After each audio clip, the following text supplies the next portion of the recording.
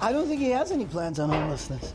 I think he has rhetoric that he says, like, you know, everybody's a zombie and we're just going to sweep everybody up. I'm the one with compassion. No matter what these people tell you, I don't want people dying on the street. I don't want our tax money going to needles to kill these people. I want to get them in treatment. I want to help them. I want to help the dogs. I have a heart. Okay, now that's the former reality TV star Spencer Pratt, fresh off a big media splash in New York City, back in California. He wants to be the next mayor of LA. It's getting a lot of attention. So the candidates all over the City of Angels over the weekend are getting in one last pitch before voters head to the polls tomorrow in what appears to be a surprisingly close race. Kevin McCarthy, Californian himself, former Speaker of the House, with me now. And hello to you, sir. Here is one poll, happened about a week or two ago. Bass, 26%. Rahman, the progressive, at 25%. Pratt at 22%. The top two advance to November. What are you hearing? How do you see it? Does Pratt have a chance in Los Angeles? You know, I was in LA this weekend, and I was doing Bill Maher's show, but I was around a lot of Democrats. They were talking about it, and these are former supporters of the mayor. This race shouldn't even be close. It shouldn't even be talked about. But Pratt is really hitting a nerve here. Everyone's showing his ads. They're excellent ads, and they're sticking just to three items: homelessness, crime, your streets. And this is really a referendum on the Democratic policies. I think he's got a real chance of getting into the runoff.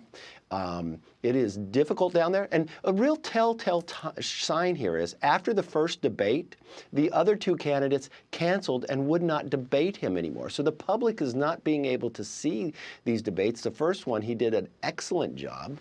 His ads are just viral. He's not spending much money on it, but he has his why, his reason why he's running. His house burnt down and he couldn't rebuild it. His kids can't go to the parks anymore. And that's just what he's showing. And this is a Democrat city that is frustrated with how it is managed. Okay, here apparently Gavin Newsom, the governor, endorsed Karen Bass. Here is his reaction on that. Quickly, watch.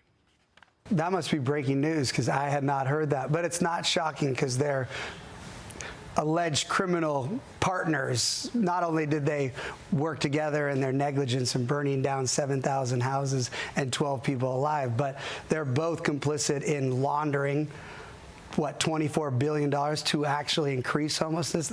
Newsom and Karen Bass make up stats. Those are not real numbers. Anybody with eyeballs in the state of California or Los Angeles knows that there has not been a reduction in one homeless person. This is what we know. He's attracted a lot of attention to a race that may not have gotten it before. Quickly on the governor's side, does Steve Hilton stand a chance of advancing in the governor's race? How do you see that quickly? He does, but I'm very nervous. Stiers is spending a lot of money. There's an opportunity here where two Democrats could move forward. Republicans need to consolidate. And I will tell you, President Trump has endorsed Hilton. Let's get behind Hilton to make sure we have a Republican to start talking about that issues in November. Okay, maybe Wednesday we have an answer. We get the results late in California. Jill Biden, meanwhile, had her full interview played on CBS on Sunday. We had a clip of it at the end of last week. Here is more of what CBS released and we saw on Sunday.